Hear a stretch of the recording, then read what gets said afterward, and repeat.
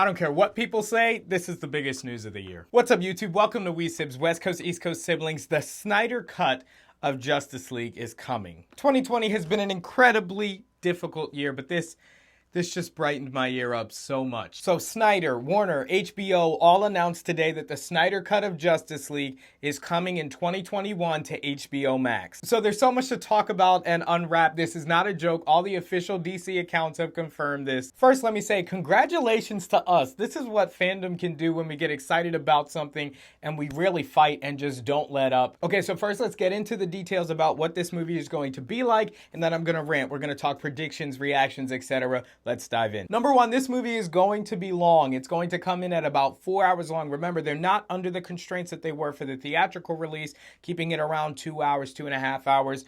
They will literally get to pick from the dozens of hours of footage that they have, different narratives, dark side, black suit, Superman, etc. And they don't have to hold back at all. So this is really what the fans were asking for. Now, it's not going to be a straight 4 hours, unfortunately, because I actually would sit for that whole thing.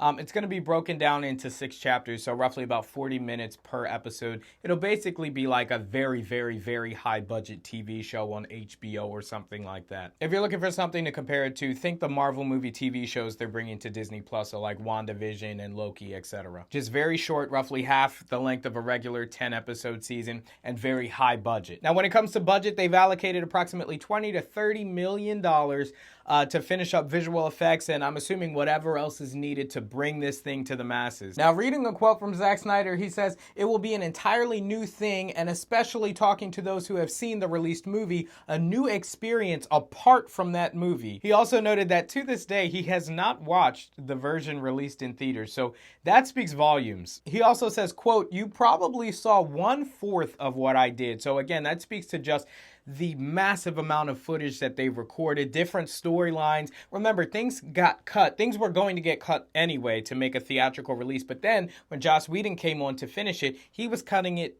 based on what he wanted to bring to the market, what he wanted to bring into theaters. So this is Snyder getting all of his footage, $20, $30 million to finish everything, and you know, it's going to be his 100%. Okay, now to the fun part. Follow my train of thought here. What is Warner Brothers going to do if this thing is massively successful? And I mean hugely successful. This was the original vision that Snyder had for the entire DCEU. Okay, and then after the failure of the Justice League, the success of Aquaman and Wonder Woman, DC has moved into a lighter, more happy, closer to Marvel-themed aesthetic for their movies. And look, while the darker movies like Man of Steel wasn't a billion-dollar box office hit, it was a decent movie and it performed well. And then Batman v Superman, yes, they were a little ambitious, but still overall it was nothing to overhaul the entire DCEU over. Something's telling me there is going to be huge internal conflict if what Snyder imagined comes to fruition and comes to light on HBO Max and people lose their minds. If it's bananas. If this thing is as amazing and as epic as we've wanted, as we've hoped for so long now, it's going to throw a monkey wrench in Warner's plans for DC, as Aquaman and that bright world, and even the Wonder Woman 84 to an extent with its kind of lighter toned aesthetic, it does not fit in the world of Man of Steel and BVS. That's the big issue that keeps coming to my mind. So while absolutely I'm excited to see the movie, I mean, Warner thinks it has problems now. Imagine the Snyder Cut just blowing up. You've literally divided your fan base between Aquaman, Wonder Woman, lighter aesthetic movies, and people who just want the darker the better DC. My personal opinion, I lean darker with DC. We've got light, fun superhero movies with Marvel. That's cool. That's their thing. But I mean, DC and dark is peanut butter and jelly. Like, that's their thing. Look at Joker. Look at the Dark Knight trilogy. I think they've always done better when they've gone edgy, when they've gone dark. It's definitely going to be interesting to watch. Of course, I want to know how you think this is all going to turn out, so let me know down in the comments below. From there, I want to jump into where this movie actually could go. Now, we had heard rumors about Apocalypse playing a much bigger role in this Justice League movie, going back to the events of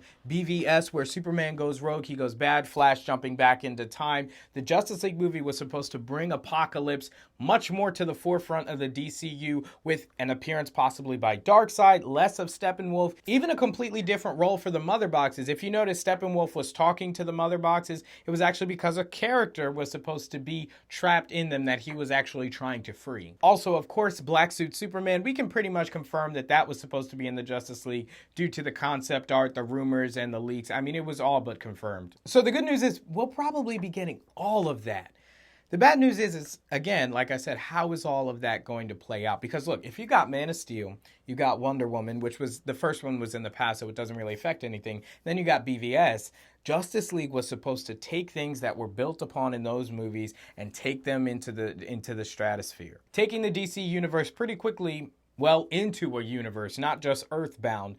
Even with the introduction of the Green Lantern, there were rumors about them possibly having already shot Green Lantern scenes for the Justice League. So they've got all that footage, and it's going to be up to Snyder to decide how much of that is going to make the cut. Now, with so much hype surrounding this movie and so many people waiting for it for so long, the rumors about whether it even existed or if it would ever come out, and the constant pressure by, once again, us fans just being on Warner and being on DC about making this Snyder cut and us actually finally getting to see it, you wonder if it can meet expectations. Now, for me, I'm going to be honest, it would have to really, really, really suck in order for me to not, be so excited that we're getting 4 hours of Justice League.